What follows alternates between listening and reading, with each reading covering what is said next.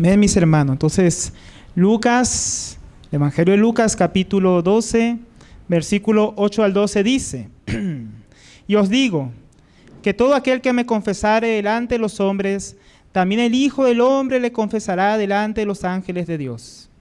Mas el que me negare delante de los hombres, será negado delante de los ángeles de Dios. Y todo aquel que dijere una palabra contra el Hijo del Hombre, le será perdonado. Pero el que blasfeme contra el Espíritu Santo, no le será perdonado. Cuando os trajeren en las sinagogas y ante los magistrados y a las autoridades, no os preocupéis por cómo o qué habéis de responder o qué habréis de decir, porque el Espíritu Santo os enseñará en la misma hora lo que debéis decir. Entonces, mis hermanos, acordémonos que estamos viendo varias lecciones muy preciosas del Señor Jesucristo para nosotros, para sus discípulos, para que podamos ver todo el contexto y entender también lo que estamos viendo hoy, también por los hermanos que tal vez no estén al tanto, lo que hemos venido estudiando. Es bueno que recordemos, mis hermanos, que estamos viendo ciertas advertencias que nos hace el Señor Jesucristo como discípulos. La primera advertencia que vimos en este capítulo es el asunto de no ser hipócritas, que tenemos que cuidarnos de la levadura de los fariseos, que es la hipocresía. Y vimos que teníamos que guardarnos de ella porque la hipocresía es una necedad. Porque Dios sabe todas las cosas y porque todo lo que está oculto termina saliendo a luz. También vimos con nuestro hermano Andrés la semana pasada que tenemos que guardarnos del temor al hombre. El temor al hombre también puede llevarnos a la hipocresía y puede llevarnos a dejar de hacer cosas o hacer cosas que no debemos hacer o dejar de hacer cosas que debemos hacer, que Dios nos ha mandado. Y ahí vimos que el Señor nos dice que no debemos temer. ¿Por qué? Porque tenemos un Padre Celestial que tiene cuidado de nosotros, porque nosotros valemos más que muchos pajarillos, porque cada pelo que tenemos sobre nuestra cabeza está contado. El Señor nos guarda, entonces no debemos temer a los hombres. Y hoy, mis hermanos, somos alentados por el Señor a confesar su nombre, a no negarle. ¿Por qué? Porque los que confían en Él reciben y recibirán ayuda del Espíritu Santo para el momento justo, para dar testimonio de Él. Y este asunto es muy importante, hermanos, porque así como los tiempos que vamos a estudiar hoy, los tiempos de nuestro Señor Jesucristo, en nuestro día, mis hermanos, hay una batalla en los corazones de los creyentes. Una batalla, ¿por qué? Porque el mundo quiere silenciarnos, porque también a veces nuestro corazón quiere llevarnos a enmudecer, porque el diablo quiere que guardemos silencio acerca de nuestro Señor Jesucristo y que no demos testimonio de Él. Hoy dar testimonio en nuestros días está muy mal visto en muchos lugares. Dicen que no es correcto, no es políticamente correcto hablar del Señor, no es correctamente, bueno, a menos que hables de Él según tu opinión, de una manera relativa. Pero cuando quieres ser fiel al testimonio del Señor en nuestros días, la gente se ofende. La gente quiere que el cristiano guarde silencio. Entonces, mis hermanos, este mensaje, así como fue importante en su momento, es muy importante para nosotros hoy. Vamos a verlo en tres asuntos principales. Pero antes quiero que veamos bien el texto.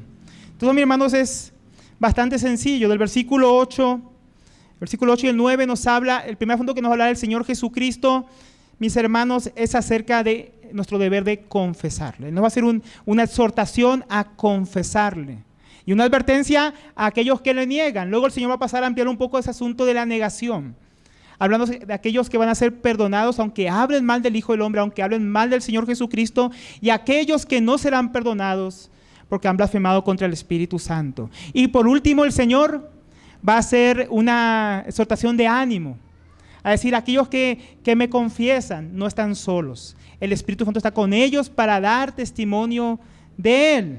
Y este asunto, entonces, vamos a dividirlo en esos tres aspectos. Primero, entonces, confesados o negados por Cristo. El segundo, el pecado imperdonable. Y lo último, la promesa para los que le confiesan.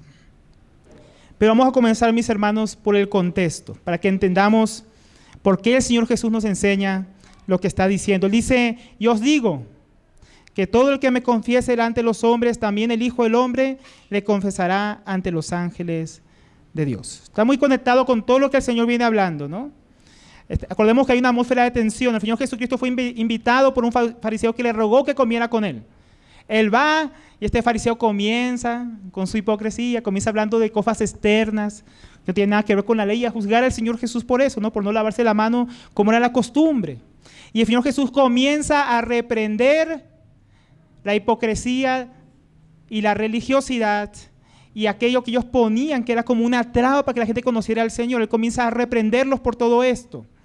Comienza a reprender esa vida reprobada delante de Dios, que era solamente una vida enfocada en asuntos externos, pero que en el interior estaba vacía o negaba aquello que proferían con sus labios.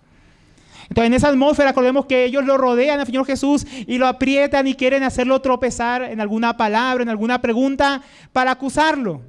En ese contexto, él sale de esta comida con este fariseo y una multitud lo rodea.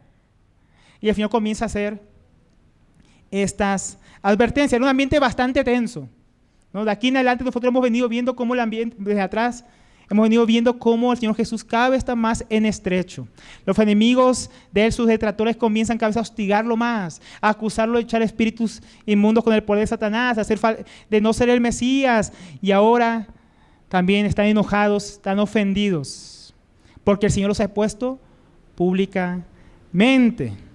Y en esto veíamos que, como decíamos hace un momento, que él advierte sobre esa levadura, esa hipocresía, y a no tener temor a los hombres.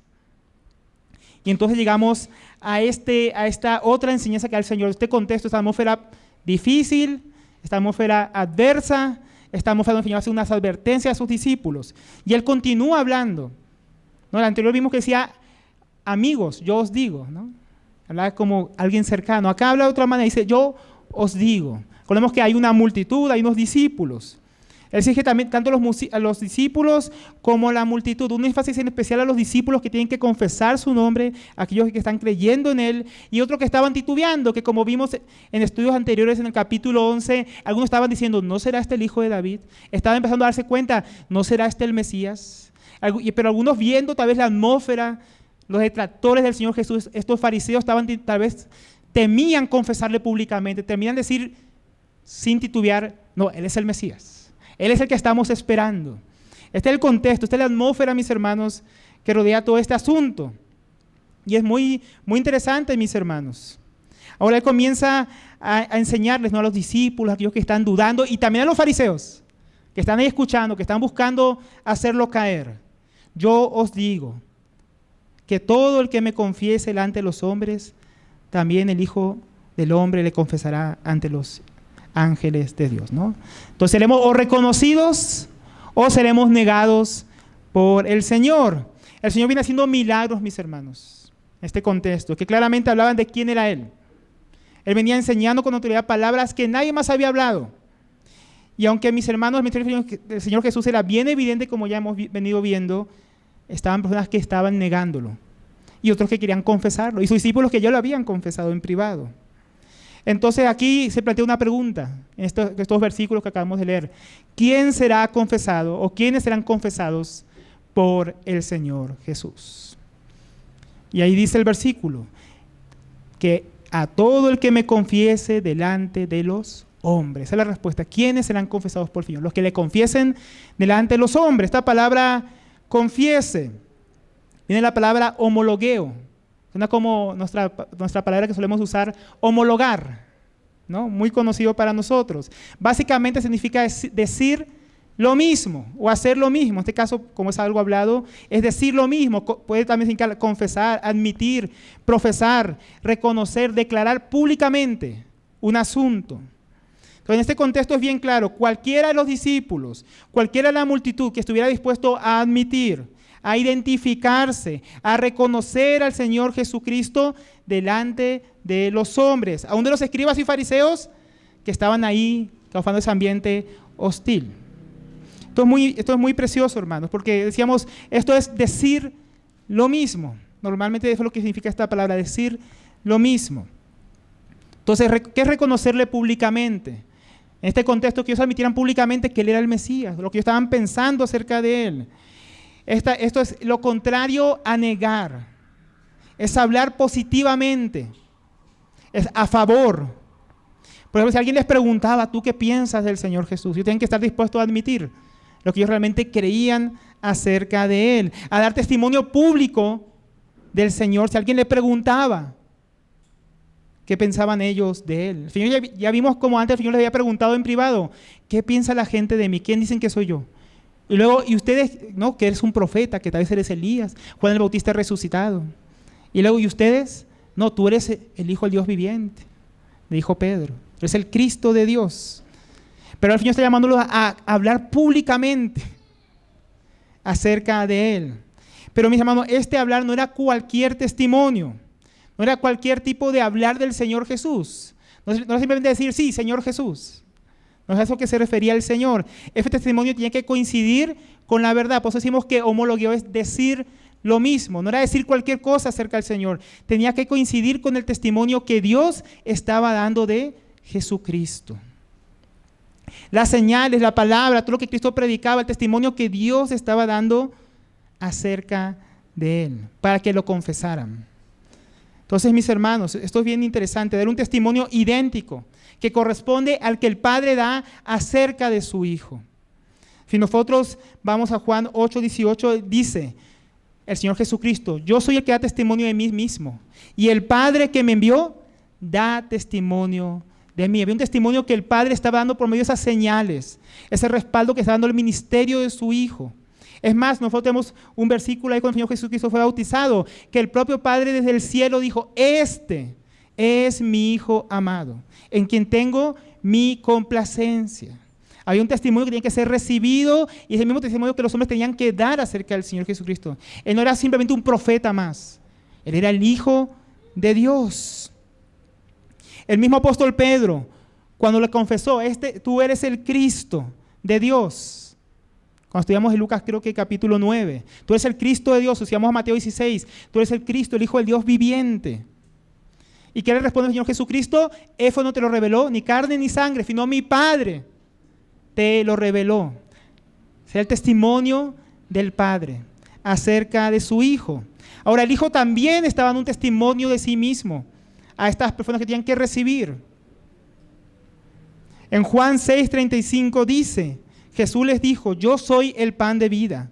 El que viene a mí no tendrá hambre, y el que cree en mí nunca tendrá sed. El Señor Jesucristo dijo, Él no era cualquier persona. Uno podía creer o no confiar en un profeta, pero Él era el pan de vida, el agua de vida. El que comiera de Él no tendría más hambre, no tendría más sed. Es el testimonio que el Señor Jesús daba de sí mismo. Él también dijo de sí mismo, yo soy la luz del mundo.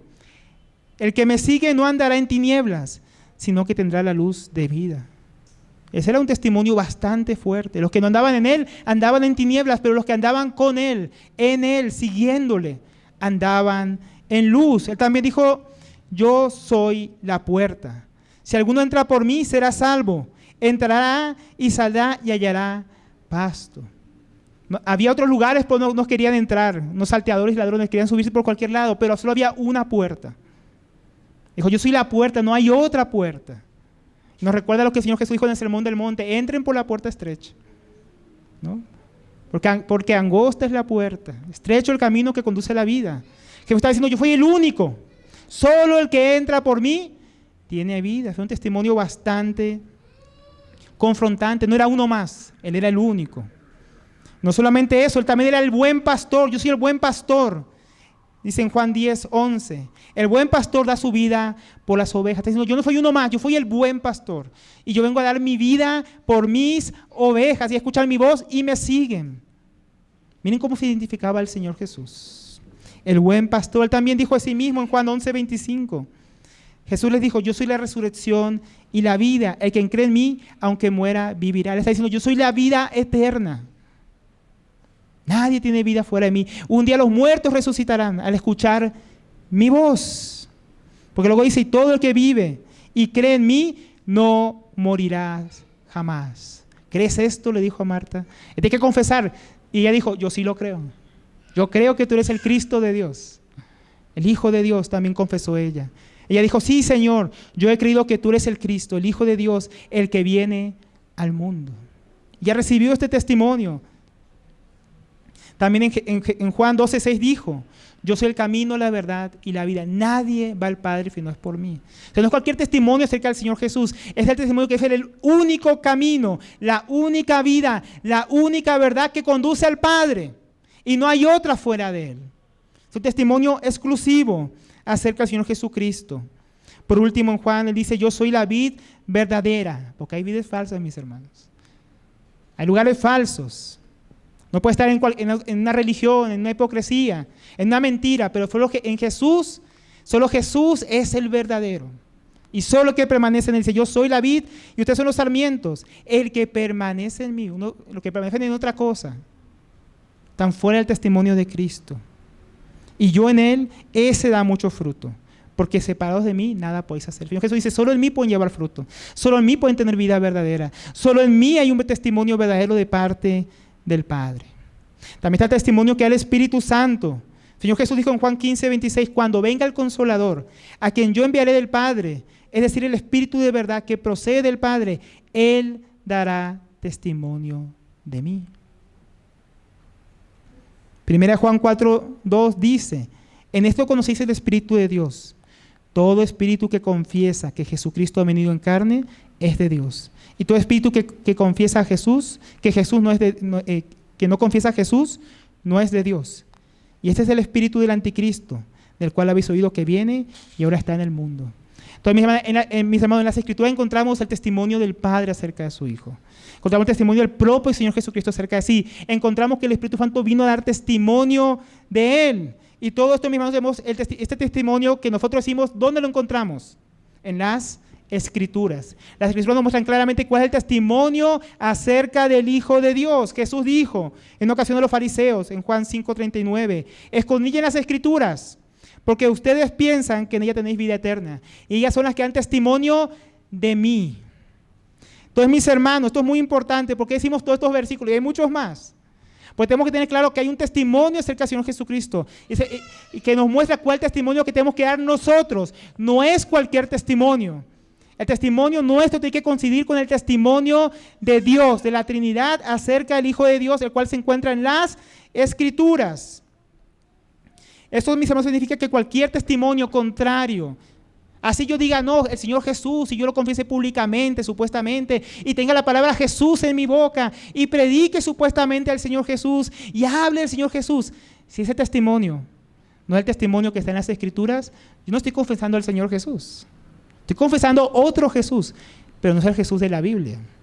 Pues yo quiero aclarar esto para que tengamos claro, el que confiese, el que diga lo mismo que Dios dice acerca del Hijo de Dios, que dice las Escrituras acerca del Hijo de Dios, eso es lo que se refiere el Señor Jesús, decir lo mismo que Dios dice acerca de su Hijo. Es muy importante, hermanos. No llevar una camiseta que diga Jesús.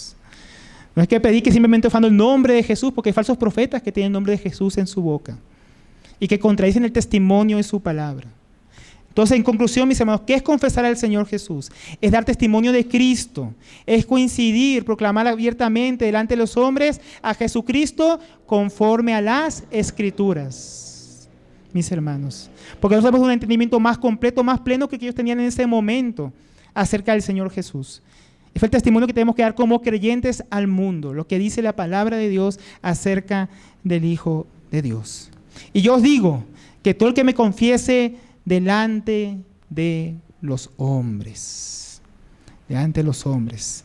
Eso es muy importante. No es solamente decir lo mismo que Dios dice acerca de la persona de Jesucristo, ¿no? Aquello que coincide con el testimonio de las Escrituras. Es también nuestra vida, mis hermanos. También fue una buena aplicación para nosotros. 1 Juan 2, versículo 6 dice, el que dice que permanece en Él, o sea, que da testimonio del que le conoce a Él, debe andar como Él anduvo. O sea, no solamente un testimonio de palabras, la doctrina correcta acerca de, o la cristología correcta, ¿no? Acerca de Cristo, que ahí dice la Biblia acerca de Jesús. Es también una vida que da testimonio de Él. Una vida que delante de los hombres tiene que mostrar quién es el Señor Jesucristo. Tiene que decir lo mismo, tiene que confesar nuestros actos, que le conocemos y quién es Él, cuál es su carácter.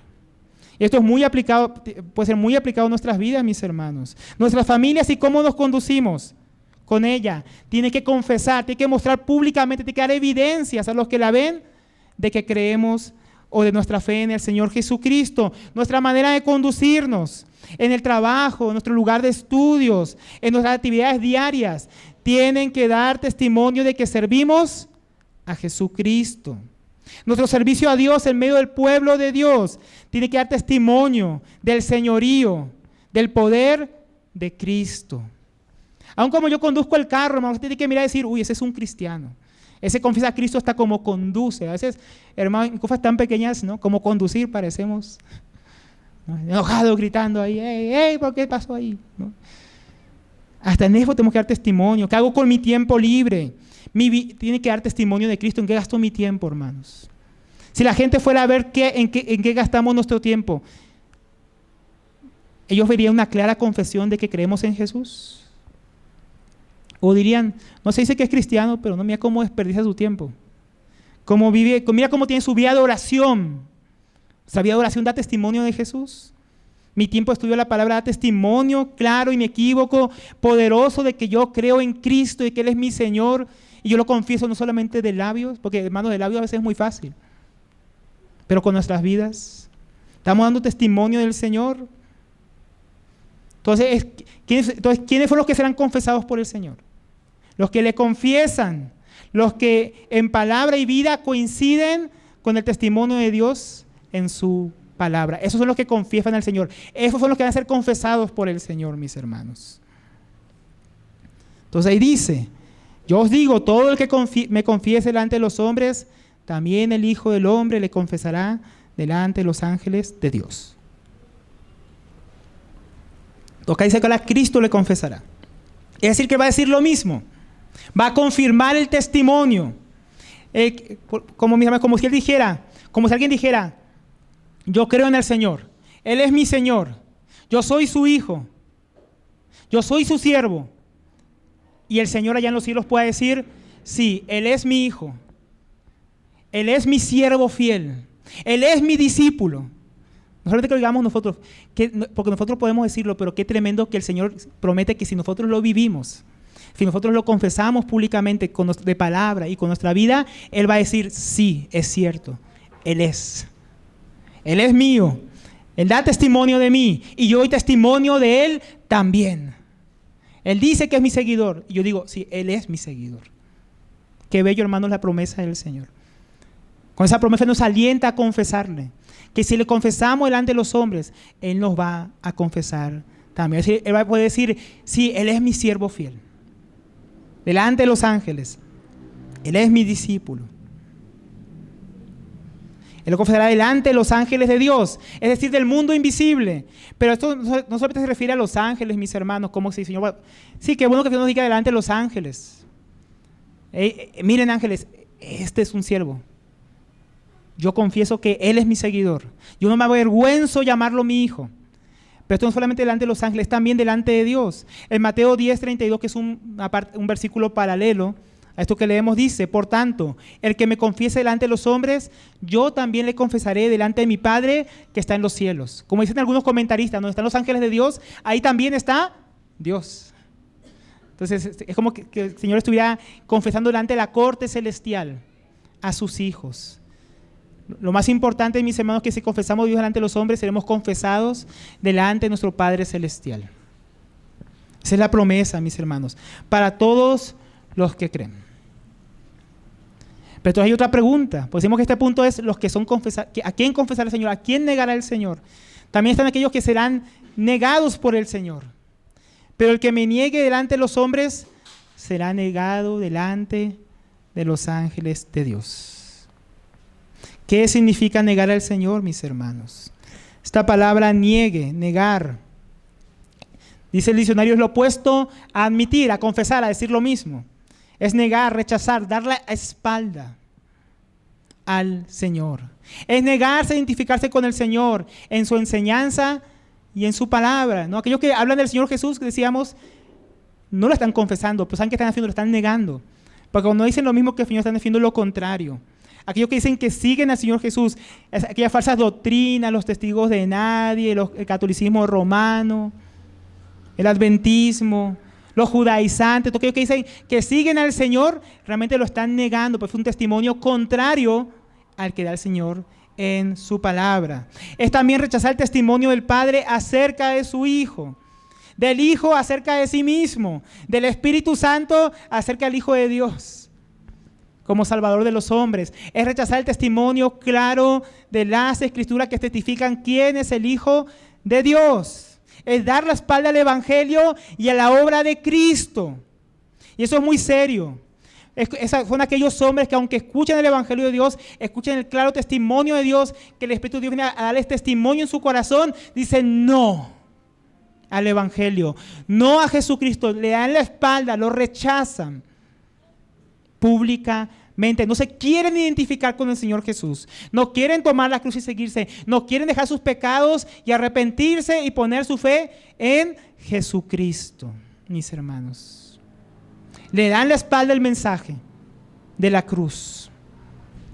Y fue lo mismo que encontramos en el contexto que estaban haciendo los escribas y los fariseos. Ellos veían la señal, escuchaban la palabra, palpaban el efecto que tenían las personas y en vez de alegrarse y decir, wow, mira cómo los pecadores se arrepienten, mira las palabras que está hablando, mira las señales que hace, hasta los demonios se sujetan. No, ellos negaban, no, eso es de Belcebú, eso no es él.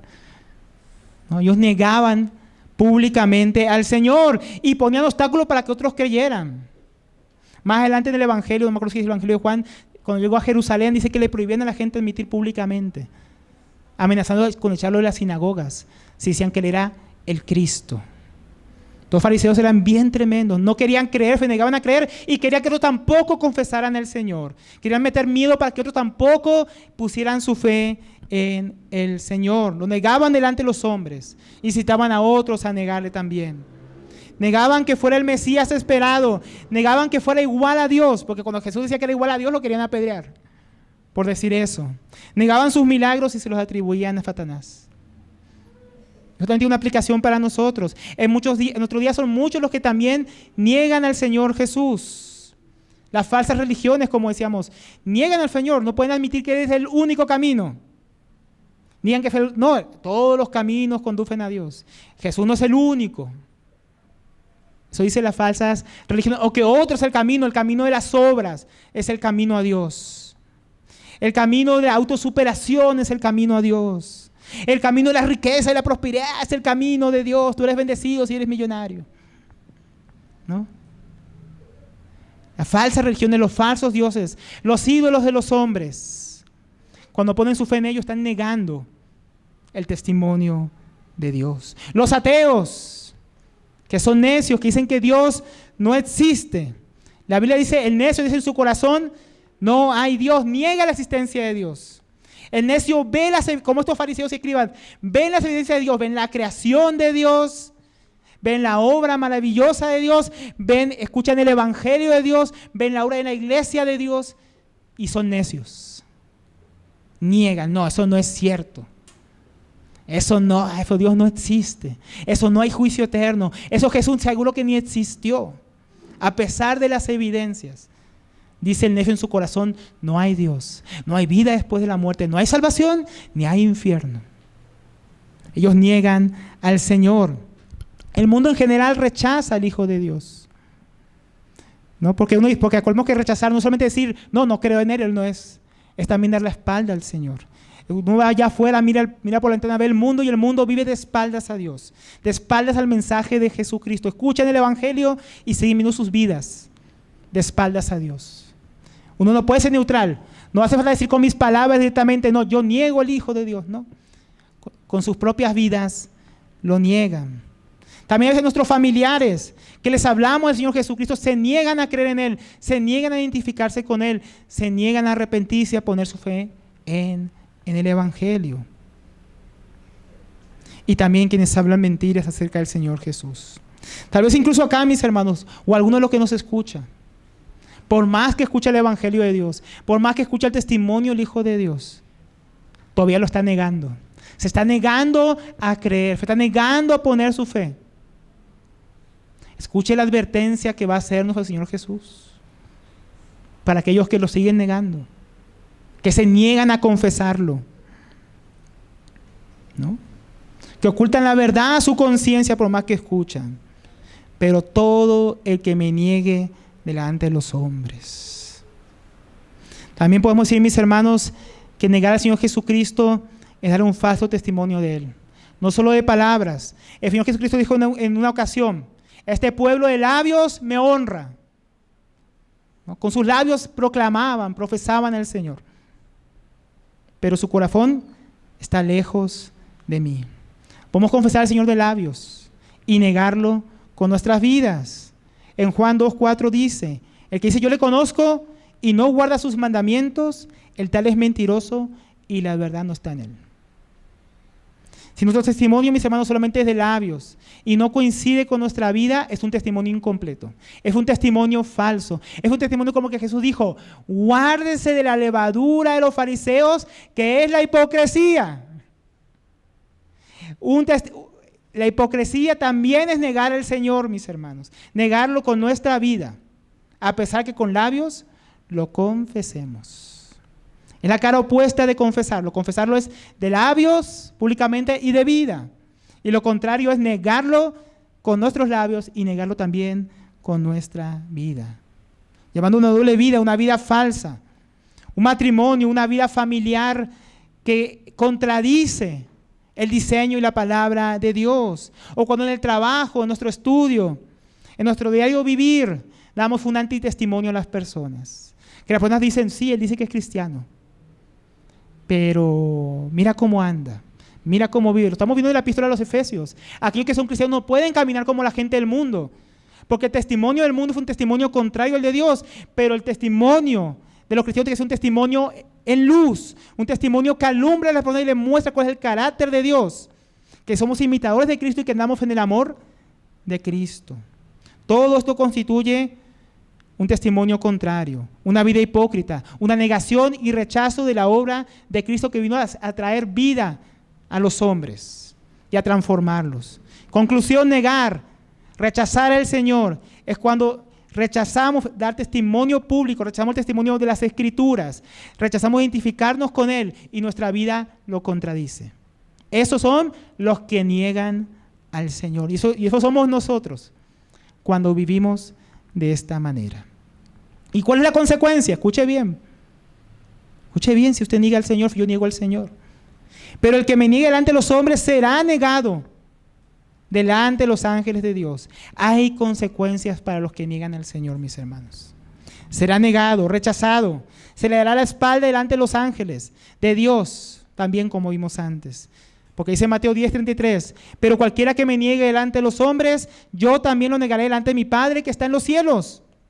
El Señor no lo va a reconocer como suyo. Pablo dijo a Timoteo en 2 Timoteo 2:12, si le negamos, Él también nos negará, mis hermanos. Aún los que lo niegan con la hipocresía. ¿Cuál es el sermón del monte? Señor, yo prediqué en tu nombre, yo profeticé en tu nombre, hice milagros en tu nombre, expulsé demonios en tu nombre. Sí, pero nunca me obedeciste. Aléjate de mí, hacedor de maldad. ¿No? Lo que testificaron en su vida de servicio, lo que testificaron con sus labios, predicando o profetizando, ¿no? Lo que dieron testimonio expulsando demonios, no tenía ningún valor. Ellos habían negado al Señor. Qué tremendo, ¿no? Ahora, la intención del Señor, ¿cuál es? Que le confesemos públicamente. No, aquí no se asustamos, sino animarnos. Que no nos avergoncemos de Él. Que nuestras vidas den testimonio de Él. Él nos anima y nos alienta. Yo los confesaré también. Pero si no, los negaré también. No, ese no anda como mi hijo. No, yo no lo conozco. Yo no sé, lo desconozco. Él es un siervo infiel, un discípulo falso. Imagínate que un día fue delante de Dios, de nosotros. No lo conozco. No, Señor, no, yo no lo conozco. Muy triste. Pero lo contrario es maravilloso. Él nos confesará. Entonces, ¿qué tenemos que hacer? Tenemos que callar delante de los hombres, tenemos que confesarlo de palabra y de vida. Y luego el Señor entra a profundizar más sobre aquellos que le niegan. Y a todo el que diga una palabra contra el Hijo del Hombre, se le perdonará. El segundo punto, ¿no? El pecado imperdonable. Pero el que blasfeme contra el Espíritu Santo, no se le perdonará. Entonces la idea que tiene el Señor aquí, mis hermanos, continúa. Cuando ellos den testimonio al Señor, cuando ellos confiesen al Señor públicamente, van a haber algunos hombres, van a haber algunos que van a escuchar, que van a ser indiferentes, que van a tener diferentes reacciones al testimonio que ellos tenían que dar públicamente. Unos iban a rechazar, otros iban a negar al Señor, unos iban a blasfemar cuando escucharan la predicación del Evangelio. En ese contexto habla aquí el Señor. Si alguno negara al Señor, la pregunta aquí es, si alguno lo niega, ¿no? Porque el que lo niegue será negado. Podría surgir una pregunta, ¿pero hay perdón? ¿Hay arrepentimiento? ¿Hay todavía oportunidad si yo fui un negador del Señor? ¿O será que yo he blasfemado contra el Espíritu Santo? Vamos a ver qué dice el Señor. Y todo el que diga una palabra contra el Hijo del Hombre, se le perdonará. Está hablando de hablar mal de Cristo. Esa palabra es hablar mal, decir cosas, decir mentiras, calumnias, contrarias a lo que es realmente el Señor, un testimonio contrario. Aquellos que le niegan, hablan mal de Él. Los fariseos habían dicho muchas veces cosas malas del Señor. Pero miremos ahora qué amoroso fue el Señor. Que acá el Señor como implícitamente está dando como una esperanza a los que hablaban mal de Él. Aquellos que estaban negando al Señor, que no querían rendirse al Señor. Él está diciendo, hay una oportunidad, hay perdón. Si han hablado mal de mí, si me han injuriado, hay perdón. Eso es muy importante, pero hay perdón ¿para quiénes? Para los que se arrepienten. No tengo una promesa de perdón ilimitado. No, el que hable mal de mí, yo no se lo tomo en cuenta. Eso no es lo que significa este versículo, mis hermanos. Porque el testimonio que vamos a ver en las Escrituras es gente que habló mal del Señor Jesús, pero se arrepintió. Y luego lo confesó públicamente. Por ejemplo, tenemos el apóstol Pedro. Es tremendo, mi hermano, porque Pedro escuchó esta exhortación. El que me confiese delante de los hombres, yo lo confesaré. El que me niegue, yo lo negaré. ¿Y se acuerdan del apóstol Pedro? El Señor Jesús fue arrestado. Él está esperando ahí, calentándose, esperando a ver a su Señor tal vez. Y comienzan a preguntarle a las personas que estaban ahí junto a Él. Oye, ¿tú cómo que eres discípulo del Galileo? No, tú eres de Galilea, ¿no? No, yo no lo conozco. ¿Se acuerdan? Y él escuchó esta enseñanza, hermanos, qué tremendo. Nosotros podemos escuchar la enseñanza hoy y negar al Señor mañana. Tremendo. Pero el apóstol Pedro negó al Señor, lo negó 3 veces, dice que aún con maldición. No lo conozco. No lo conozco 3 veces. Que no soy yo no soy su discípulo. No soy su seguidor. Y luego cantó el gallo, se acordó la advertencia del Señor, tú me vas a negar. Y se salió llorando amargamente. ¿Pero qué pasó con él? ¿Se quedó ahí? No, él fue perdonado, él fue restaurado. Él pudo luego servir al Señor, porque él se arrepintió. Y el Señor lo restauró. También el apóstol Pablo fue otro ejemplo. Él maldijo. Él también blasfemó contra el Señor y lo injurió, fue perdonado. Él le cuenta a Timoteo acerca de esto en 1 Timoteo 1:12. Doy gracias a Cristo, Jesús nuestro Señor, que me fortaleció porque me tuvo por fiel poniéndome en el ministerio. Aún habiendo sido yo antes blasfemo, perseguidor y agresor, sin embargo, se me mostró misericordia, porque lo hice por ignorancia en mi incredulidad. Pero la gracia de nuestro Señor fue más abundante con la fe y el amor que se hallan en Cristo Jesús. Entonces, vemos varios ingredientes que fueron importantes para entender el contexto. En ambos casos, y los que encontramos en la Escritura, había gente que había negado, aún los propios hermanos del Señor Jesús se habían negado al principio el reconocerle. Hasta se burlaban de él, vas a ir a la fiesta en Jerusalén, sube para que te conozcan. Y luego sus hermanos, Jacobo, ahí lo vemos sirviendo en Jerusalén en Hechos capítulo 15. Entonces, toda esta gente que había negado al Señor, que había visto su obra y se había burlado de él, lo había blasfemado, había hablado mal del Señor Jesús, encontramos varios ingredientes: ignorancia, incredulidad, un conocimiento incompleto acerca del Señor Jesús. Porque el Señor Jesús, cuando vino en su humanidad, en cierto sentido veló toda su gloria. La gente no podía verlo tal cual era, ¿no? La gente no lo veía ahí resplandeciente en gloria. Entonces, el Señor Jesús sabía que habían personas que durante su ministerio terrenal iban a tropezar en su humanidad. No iban a entender quién era Él. En una ocasión Jesús dijo, si yo les dijera quién soy, no creerían. No creerían jamás. ¿Por qué? Porque decirles que era Dios, ¿no? Decirles que era la segunda persona de la Trinidad encarnada, ellos no iban a entenderlo. Y muchos tropezaron. Muchos negaron al Señor Jesús. Muchos se burlaron de Él. Aun como Pablo, persiguieron a los creyentes, injuriaron al Señor Jesús, porque lo tomaban como un simple hombre más. El Señor Jesús, cuando se encarnó tan perfectamente, algunos viendo su humanidad, viéndolo cansarse, viéndolo comer, viéndolo como otro ser humano, aparte de los milagros grandiosos, decían, ¿no será? ¿Será? ¿Será algo más que un profeta? Entonces Jesús sabía que esto podía pasar en su ministerio. Pero Él prometía perdón para que aquellos que habían tropezado, que habían sido incrédulos, habían sido ignorantes acerca del Evangelio, si se arrepentían y ponían su fe en Él, fueran perdonados. Eso era muy importante, mis hermanos. Entonces ellos se arrepintieron y hubo perdón. Ahora, mis hermanos, todo el que diga una palabra contra el Hijo del Hombre se le perdonará. Hermanos, si aún nosotros, o sea, alguno que nos escucha en el pasado negó al Señor, habló mal del Señor por vergüenza, dijo, no, yo no soy cristiano. No, yo no fui un fanático como ellos. No, yo creo en el Señor Jesús, pero tampoco así. Y después vino el Espíritu de Dios, tal vez como vino a Pedro, y nos redargulló y nos arrepentimos. Hay perdón en el Señor. Si alguno que nos visita, si algún incrédulo, alguno que aún no puso su fe en Jesucristo, en el pasado ha hablado mal de Él. Muchos de nosotros antes de llegar a Cristo hablábamos mal del Señor, hablábamos mal de los cristianos. Pero ¿qué pasó cuando llegó el Evangelio? Él nos perdonó. Hay perdón para aquellos que han negado, que han rechazado al Señor Jesús. Si hay arrepentimiento, hay perdón. Pero en este contexto nos deja ver también que aunque Él está dispuesto a perdonar, dice ahí, creo que una palabra contra el Hijo del Hombre, se le perdonará. Se le perdonará, mis hermanos. Pero al que blasfeme contra el Espíritu Santo, no se le perdonará. Esa palabra blasfemar es maldecir, difamar a alguien. Casi siempre en la Biblia se dice como difamar, calumniar, hablar mal. En este caso de Dios. Que blasfeme contra el Espíritu Santo. ¿Quiénes lo habían hecho en el contexto? Los escribas y los fariseos lo habían hecho. En Lucas 11:15, pero algunos de ellos dijeron, Él echa fuera a los demonios por Belcebú, príncipe de los demonios.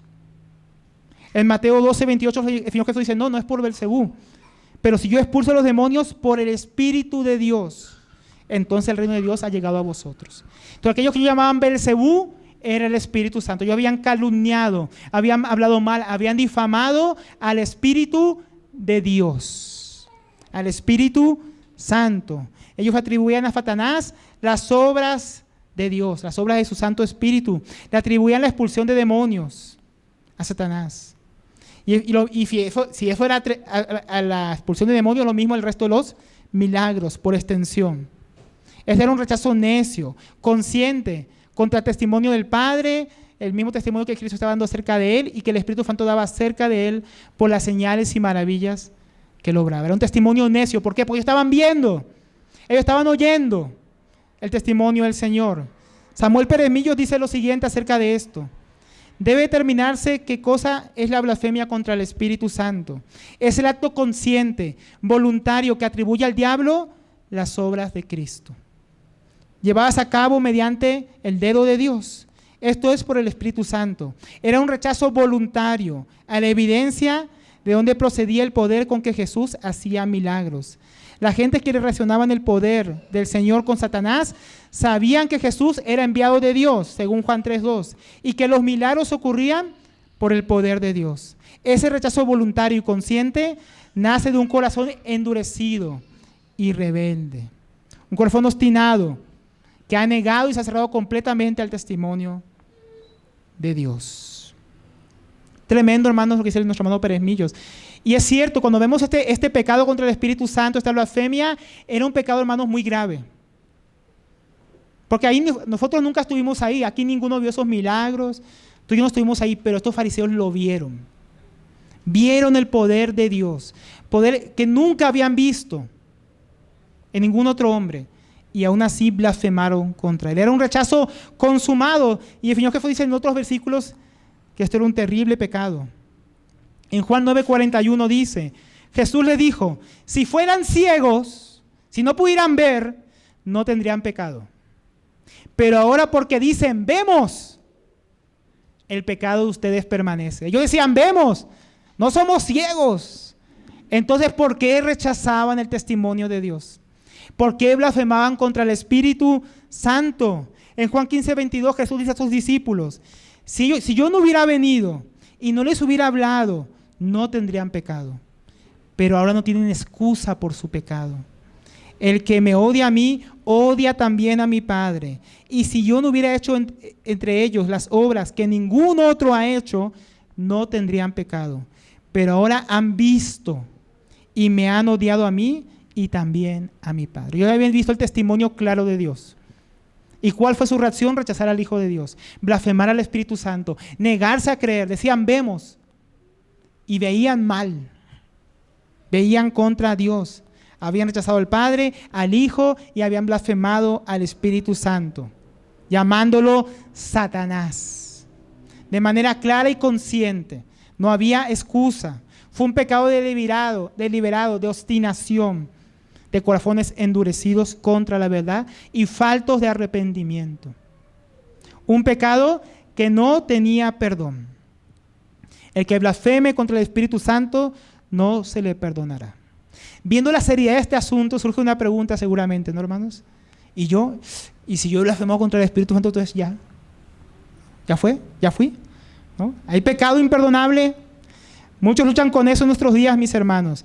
Muchos se preguntan si alguna vez, por algún motivo, en algún pensamiento, en alguna palabra, o antes de ser cristianos, si blasfemaron contra el Espíritu Santo, ay Señor, yo perdí la salvación, o Dios nunca me va a perdonar, o ¿será que seré salvo? Muchos luchan con eso, mis hermanos.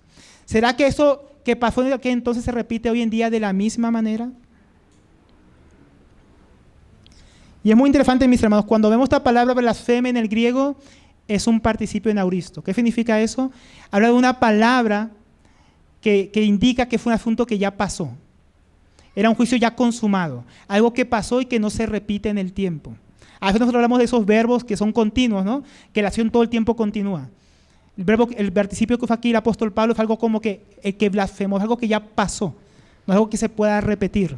¿Por qué no se puede repetir? Porque el contexto en que se dio este pecado no se repite en nuestros días. Acá no está el Señor Jesús encarnado como hombre antes de morir en la cruz, haciendo milagros que la gente llama obra de Satanás. Es algo que no pasa en nuestros días. Es un pecado que está circunscrito, que está, digamos, que tiene unos límites temporales que tenían que ver con lo que pasó en aquel contexto, en aquel entonces. Si tú y yo hubiéramos estado ahí, hubiéramos visto lo mismo que vieron los fariseos y hubiéramos blasfemado contra el Espíritu Santo, nuestro pecado sería imperdonable como el de ellos. Ahora, en nuestros días no pasa eso. Aquí la gente no tiene esa misma responsabilidad porque no han visto lo mismo. No han estado delante de la misma circunstancia y no van a ser juzgados de la misma manera, ¿no? Entonces es diferente, mis hermanos. Este pecado no es repetible de la misma manera que se repitió en aquel entonces. En nuestros días no se puede dar de la misma manera que se dio. Entonces, todo pecado, mis hermanos, según las Escrituras, tiene perdón. Todo pecado, mi hermana, si nos arrepentimos, ¿no? Y estamos en Jesucristo, tiene perdón. Cabe aclarar. Dice, ¿no? 1 Juan, si hemos pecado, abogado tenemos. Y si confesamos nuestros pecados, Él es fiel y justo para perdonarnos. Entonces, no hay que temer. Todo pecado tiene perdón. ¿No? El pecado imperdonable no está, de esa manera no está vigente en nuestros días. Sin embargo, admitimos que si alguno insiste en rechazar al Señor, en negar al Señor, no recibe el testimonio de las Escrituras, da la espalda al Evangelio de Jesucristo y muere en sus pecados, su pecado no tiene perdón. No tiene perdón. Porque ya no tiene Salvador. No tiene abogado delante del Padre. ¿No? Uno que toda su vida rechaza al Señor y muere rechazando al Señor, ese sí tiene un pecado que no tiene perdón. Mientras hay vida y hay arrepentimiento y fe en Jesucristo, hay perdón.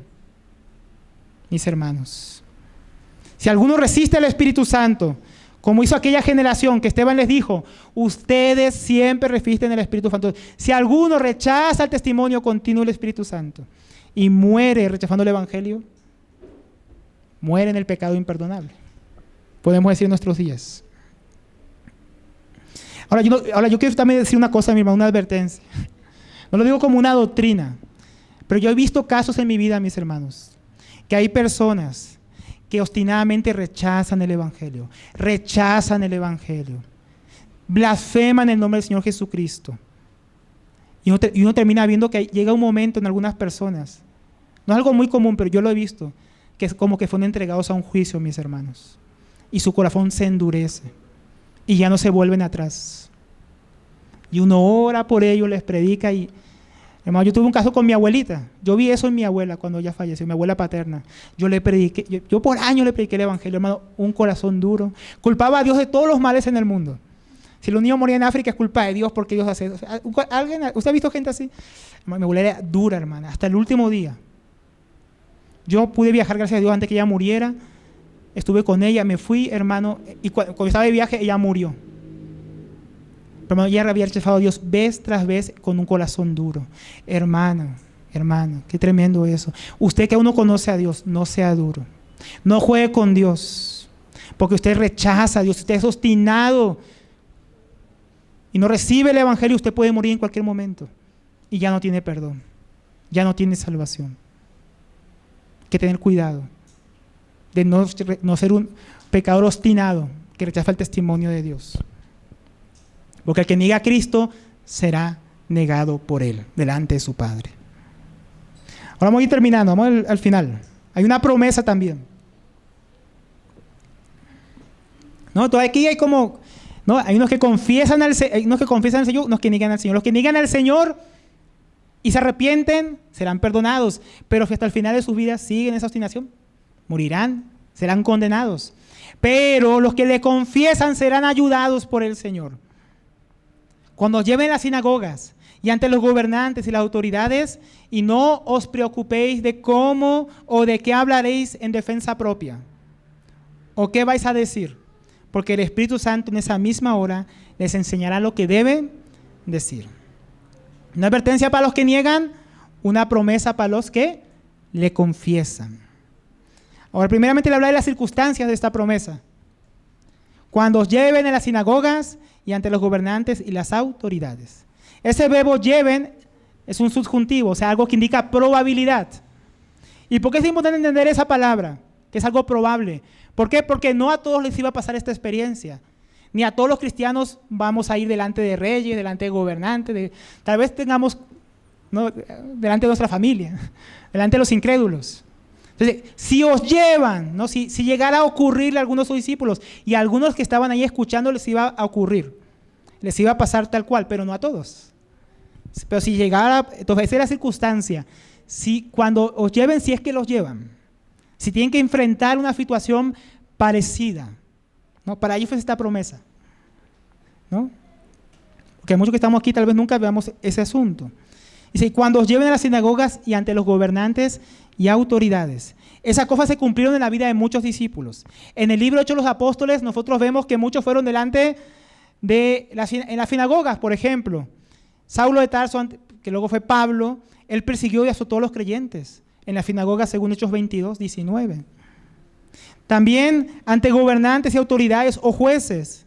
Esto también se cumplió en la vida de los apóstoles y en la vida del apóstol Pablo. Él fue llevado delante del Sanedrín para ser juzgado. Él fue llevado delante de Félix y de Festo, gobernadores, para ser juzgado. Él apeló y fue llevado al tribunal del César, aún delante de un emperador, para ser juzgado. ¿Por qué? Por causa de su testimonio de Jesucristo, para testimonio de Él. Entonces eso sí se cumplió en la vida de muchos de los creyentes, especialmente en los principios de la iglesia y a lo largo de la historia de la iglesia. Y algunos de nosotros tal vez, aunque no vayamos a pasar este tipo de experiencias tal cual, como decíamos, puede ser que Dios nos ponga delante de familiares que rechazan el evangelio y se nos dé la oportunidad de presentar testimonio delante de ellos. O llevados por la policía. Sí, pero hermano, estamos aquí en Latinoamérica, pero hermano, miren las noticias. Aquí nomás en Estados Unidos, en Canadá, en Inglaterra, gente siendo arrestada por predicar en las calles al Señor Jesús. Y llevando a tribunales para dar testimonio. A un cristiano, pasteleros cristianos, por no hacer un pastel para una boda gay, llevado a tribunales. A decir, yo por mi fe en Cristo no puedo participar de eso. No puedo hacer eso. Tal vez nos toque compadecer ante nuestro jefe y los compañeros de trabajo enojados para el testimonio de Cristo. O dar defensa de Él en la universidad. Tal vez Dios nos ponga en muchas circunstancias que tengamos que hablar valientemente y confesar a Jesucristo delante de los hombres. ¿Y cómo tenemos que comportarnos? ¿Qué va a pasar en ese momento? ¿Qué nos promete el Señor si eso llega a pasarnos? Y cuando os lleven a las sinagogas y ante los gobernantes y las autoridades, no se preocupen, no os preocupéis. El Señor les dijo antes, no teman. Ahora les dice, no se preocupen. Y no se refiere simplemente a los peligros físicos. Él les dijo antes, no teman a los que matan el cuerpo y más nada pueden hacerles. O sea, eran los peligros físicos. Habían peligros físicos también aquí involucrados. Pero aquí se acerca el testimonio, acerca de la ansiedad del momento, acerca de aquello que deben decir acerca del Señor cuando llegue el momento. Pero lo primero que dice es en cuanto a la defensa de ellos. No se preocupen, esa palabra que ahí traducen en Reina Valera, de que van a responder, es una palabra que realmente es como, de ahí viene la palabra apologética. No se pregunten por su apologeo, por su defensa. Una defensa hablada. No se preocupen por qué o por cómo se van a defender cuando llegue el momento. No se preocupen por esas cosas. No tienen que afanarse, no tienen que planear una defensa delante de las personas. O preocuparse cómo iban a manejarse, qué iban a decir. Porque también dice, o qué van a decir. Entonces hay que preocuparse, ¿cómo será qué testimonio voy a dar? ¿Qué pasaje voy a predicar? ¿Qué voy a hacer? Ellos tienen que preocuparse por eso. Entonces ellos no debían consumirse en angustia, en temor, en preocupación por su defensa o por cómo tienen que dar testimonio acerca del Señor Jesús. ¿Por qué? Porque el Espíritu Santo en esa misma hora os enseñará lo que debéis decir. O sea, en esa hora, en ese momento, cuando tuvieran que dar testimonio del Señor delante de en las sinagogas, delante de concilios, ante el Sanedrín, ante gobernadores, reyes, o nosotros ante nuestros familiares. El Señor les dijo a ellos, en ese mismo momento, no antes, no después, en ese momento el Espíritu Santo que estaba en ellos, moraba en ellos, iba a decirles qué decir. Ellos tenían que preocuparse por preparar algo para defenderse, porque lo que ellos debían decir, los argumentos que ellos iban a presentar, la defensa del Señor, no eran ideas humanas. Ellos tenían que como tejer ahí para la defensa. Como cuando uno prepara para el juicio, ¿no? Y dice, bueno, preparemos con el abogado qué voy a decir. Jesucristo dice, no hagan eso. El Espíritu Santo les va a decir qué deben decir. Y eso es lo que deben decir. Esa palabra, lo que deben decir. O sea, ellos no tenían que decir cualquier cosa. Lo que les ocurriera, había algo que tenían que decir. Y era lo que el Espíritu Santo les iba a mostrar, les iba a enseñar. Eso es lo que deben hablar, no otras cosas. Intentaban depender del Espíritu Santo para dar testimonio del Señor Jesucristo en las sinagogas, ante jueces y gobernadores. Y esa promesa se cumplió. Cuando Pedro y Juan fueron llevados ante el concilio, ¿no? Después que oraron y un cojo fue sano, y Pedro predica el evangelio valientemente, lo arrestan. Junto con Juan, lo llevan ante el concilio. ¿Y qué dice? Entonces Pedro, lleno del Espíritu Santo, les dijo a los gobernantes y ancianos del pueblo. Ahí se cumplió. El Espíritu Santo lo llenó y llenó su boca. Y él habló lo que debía decir, les predicó el evangelio valientemente. Y lo mismo más adelante Esteban, ante el concilio, siendo juzgado, ¿no? Él estaba predicando, ustedes siempre reciben el Espíritu Santo. Al oír esto, se sintieron profundamente ofendidos y crujían sus dientes contra él. Pero Esteban, lleno del Espíritu Santo, fijó sus ojos en el cielo y vio la gloria de Dios y a Jesús a la diestra de Dios. Y ahí dio testimonio, lo que debía decir. He aquí veo los cielos abiertos y al Hijo del Hombre de pie a la diestra de Dios. Él habló lo que debía decir. En el momento que lo necesitaba, él fue lleno del Espíritu Santo. Y él dio testimonio valiente y lo selló con su vida, muriendo apedreado por el Señor. Entonces, ¿cómo aplicamos esto, mis hermanos? Nosotros tal vez no vamos a vivir las mismas circunstancias que leemos en Hechos de los Apóstoles, de la misma manera. Pero hermano, el Espíritu Santo está con nosotros y está en nosotros para ayudarnos cuando tenemos que dar testimonio de Él. Nosotros cuando estamos delante de los hombres para confesar al Señor Jesucristo, no estamos solos. Hay uno que mora en nosotros, hay uno que vive en nosotros, nos infunde valor y nos recuerda lo que dice la Escritura, que debemos hablar. La palabra de Dios, el testimonio de Cristo. Pablo en Hechos 18, versículo 9, él escuchó la voz del Señor que lo animaba. No temas, sigue hablando, no calles, porque yo estoy contigo y nadie te atacará para hacerte daño, porque yo tengo mucho pueblo en esta ciudad. Fue cierto, él estaba en Corinto y había muchos enemigos y él tenía que hablar el mensaje del Señor. Y al final dice, yo estoy contigo. Hermanos, cuando nosotros tenemos que dar testimonio del Señor, tal vez no vamos a escuchar la voz que escuchó Pablo, pero el Espíritu Santo está con nosotros para ayudarnos, para darnos fuerzas. A veces cuando hemos dado testimonio del Señor y acabamos de dar testimonio, ¿de dónde salió esas palabras? ¿De dónde salió ese valor? No fui yo. Y sí, no fuimos tú y yo. ¿Quién fue? El Espíritu de nuestro Padre que mora en nosotros, que nos enseña qué debemos decir, que nos recuerda las Escrituras. Porque esto, mis hermanos, algunos lo usan para decir, no hace falta la palabra de Dios. Eso, el Espíritu Santo va a llenar mi boca cuando llegue el momento de predicar o de dar testimonio.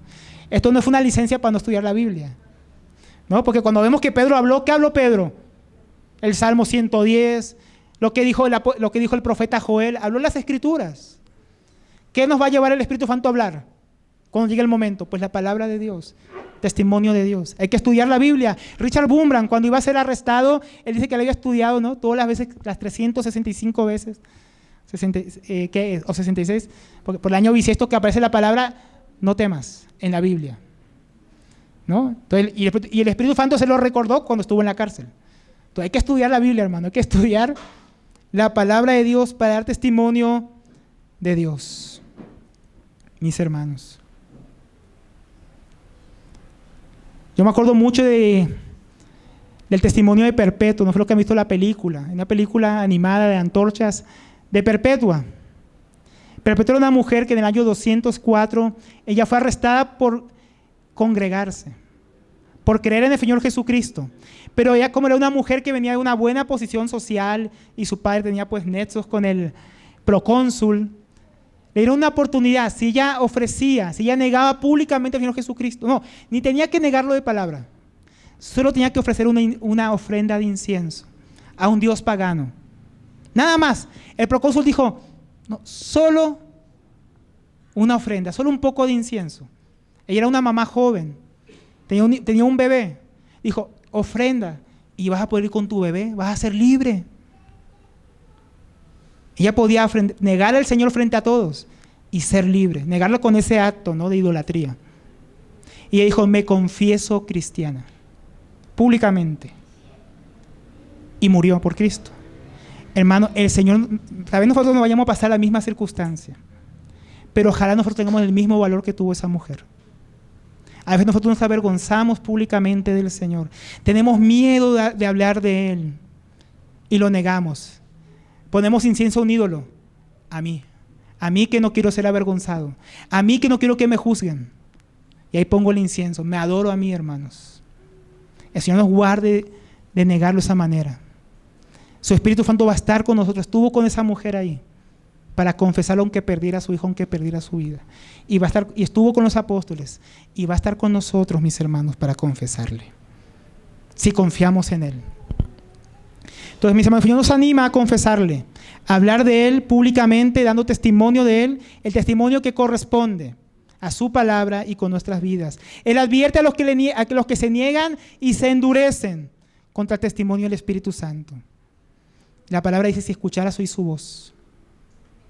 Si escucharas hoy su voz, no endurezcas tu corazón, ¿no? Porque los que endurecen serán condenados. Y por último, el Señor nos animó a testificar, a no preocuparnos, mis hermanos, por nuestra defensa, porque debemos de hablar, qué habremos de decir. Porque tenemos el testimonio de las Escrituras, tenemos el Espíritu Santo que nos ayuda, mis hermanos, para esos momentos. Por lo tanto, no temamos, no nos preocupemos. Demos testimonio del Señor. Damos gracias, Padre, por tu palabra. Gracias, Señor, porque tú no solamente nos llamas a ponernos de tu lado y hacer cosas que van contra lo que el mundo promueve. También nos das promesas de que tú vas a estar con nosotros en esos tiempos difíciles. Tú dijiste que no nos dejarías huérfanos, que enviarías el Espíritu Santo. El Espíritu que viene a convencer al mundo de justicia, de juicio, de pecado. El Espíritu que si recibimos tenemos vida eterna y que si rechazamos somos condenados. Oh Señor, haznos confesores, Señor. Confesores de labios que no se avergüenzan de identificarse públicamente contigo y que con sus vidas sellan ese testimonio. Oh Señor, ayúdanos a decir lo mismo que tu palabra dice acerca de ti. Ayúdanos, Señor, a no negarte, a no avergonzarnos. Padre, guarda a nuestros familiares y aquellos que que les hablamos de ti, de que se endurezcan contra ti, Padre. Que también un día nuestra familia pueda confesarte, Señor. Oh, Señor, si te hemos negado, perdónanos.